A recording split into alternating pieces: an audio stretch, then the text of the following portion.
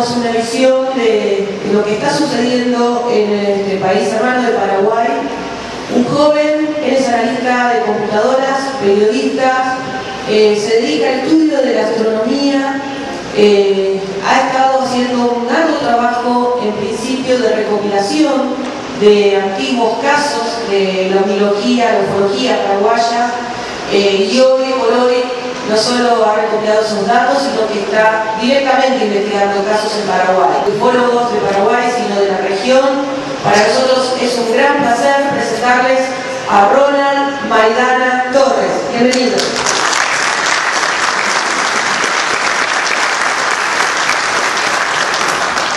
Muy buenos días, realmente es de sumo honor estar frente a un público tan selecto como lo son ustedes. Quisiera agradecer al señor Ademar Llevaer, quien ha confiado en mi trabajo, y a todo el maravilloso y selecto grupo del equipo UFO.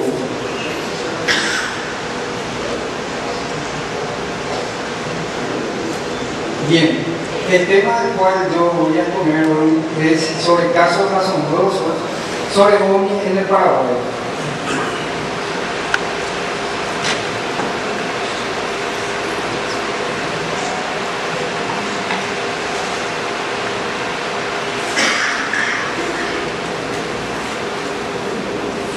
Varios casos realmente excepcionales han llegado a mi camino. Otros fueron examinados por primera vez por los colegas de Brasil, Argentina y Chile tienen su parte, ellos también.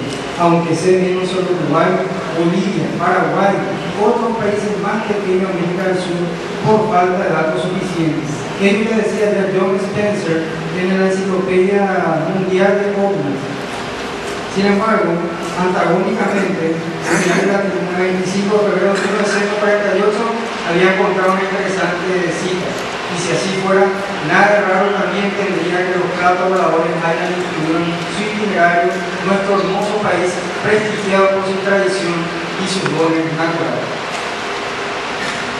OVNIs en el Paraguay.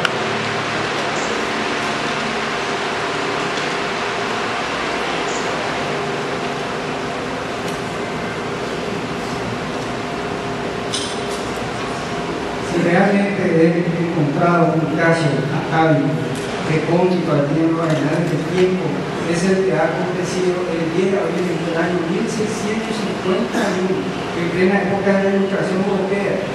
El testigo de ello fue un religioso que se encontraba en la mencionada reducción jesuítica de San Ignacio de Loyola. Este lugar estaría localizado en un sitio conocido como Aguaranguí, que ya no existe, ¿verdad?, a orilla del río Piari, actual río Aquivara.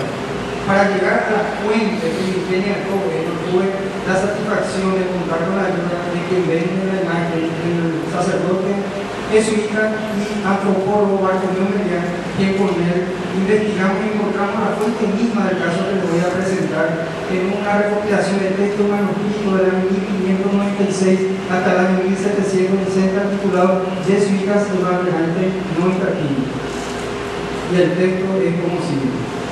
A los 10 días de agosto de 1651, entre las 6 y 7 de la noche, se vio el pueblo de San Ignacio y familia algunas lenguas con forma levantarse de la parte oriente un luminoso de extraña grandeza en mediana altura, como de las nubes vecinas, con vuelo no apresurado, sino a los brillos, por encima del pueblo, hacia el occidente, hacia el oeste, allá no se repite el hemisferio, con gran claridad como de luna llena. Iba despidiendo hacia la parte oriental, donde salió cantidad de centellas al modo de cohete, llegando a una niebla sutil colina que cubría el horizonte occidente. Antes de entrar en ella, se abrió con mayor luz y centellas, y después de cubierta aquella luz como espacio de un credo, que vendría a ser de 1 minuto y medio aproximadamente, dio un tremendo estallido, como trueno, sino como respuesta de bombarda o cañón de batir, que causó en el pequeño suspenso y asombro muy semejante a aquella luz que al entrar en el patriarca Alonso Méndez sería su curso como 16 leguas de distancia al parecer. Haciendo una conversión, nos refiere a que el objeto se trasladó nada más y nada menos que a unos 77 kilómetros de distancia. No se ha alcanzado lo que puede hacer, porque para cometa parece la duración muy breve, el vuelo un cratero y extraño el estallido, más propio de exhalación que de cometa, si bien parece exceso para exhalación. Nuestro Señor se sirva de convertirlo todo bien, o por lo menos impedir todo mal a estado de fuego. Evidentemente, dependiendo, ¿verdad?, de la cosmovisión de la época, el sacerdote jesuita esto lo asimiló como una señal de mal augurio, de carácter divino incluso. Pero el texto no requiere una parte muy interesante que se levantó de una parte del horizonte del oriente para luego transitar por toda la cúpula celeste y caer hacia el occidente. A prima facie, cualquiera podría inventar que se podía tratar de un bólido. Sin embargo, los bólidos dentro de la esfera astronómica son conocidos como método de tubulación. Pedazos de roca espacial que vienen a velocidad de 75.000 a 100.000 km por hora, cayendo de una manera ligeramente inclinada. Y por la punta de choque hace que se tranquila el calor y la roca comienza a desintegrarse. Pero la naturaleza de los fenómenos es efímera, duran muy pocos segundos. Esto, sin embargo, duró mucho tiempo.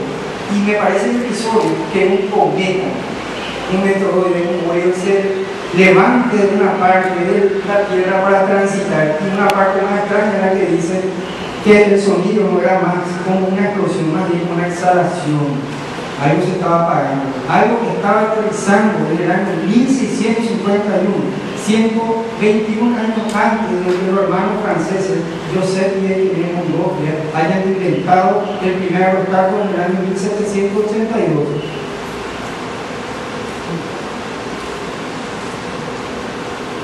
Bien, hay otros casos más. Caso Google. Por sorprendente que parezca, he hurgado en los archivos de la Fuerza Aérea de los Estados Unidos que corresponden al famoso proyecto Libro Azul. Y para mi sorpresa y de todos ustedes, existe un caso que ellos han investigado, entre comillas.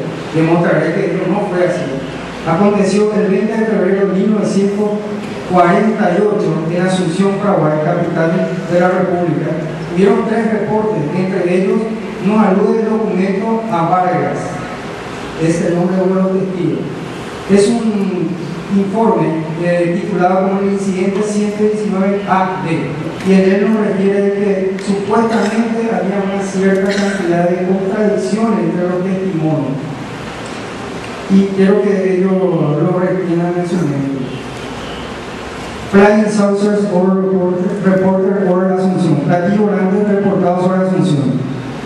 Y allí relataba que en Asunción, a las 7:30 de la mañana, aquel 20 de febrero de 1948, varias personas divisaron, activaron un objeto en forma de triángulo que se desplazaba lentamente, dejando una pequeña estela, pero no similar a un cometa o un bólido. Y tenía una aureola, y el color era un verde muy intenso. Quien ha redactado este informe de la Fuerza Aérea fue el mayor Samuel Cousin. Aquí tenemos datos de los testigos y, por supuesto, de dónde quedaron ellos. La Tribuna, un diario que lastimosamente ya no existe en nuestro país. Yo quise demostrar si estos documentos eran ciertos o eran inventados, y encontré efectivamente en los archivos nacionales algo referido a ello. La pobladora sobre Asunción no refería a la edición anterior del diario La Tribuna del 25 de febrero de 1948, en torno a la aparición de Plato Volador. Un exquisito texto que nos llevaba a reflexionar realmente qué fue lo que vieron, y que demuestra contundentemente que los americanos hicieron tan solamente una investigación somera y anémica, y que por sobre todas las cosas los testimonios eran coincidentes, porque los testimonios decían de que la altura era de tan solo 300 pies. 300 pies son 0,091 kilómetros. A cualquiera le va a impactar ver un objeto hipoiderverdoso a menos de 1 kilómetro de altura, y que se desplazó de este para oeste.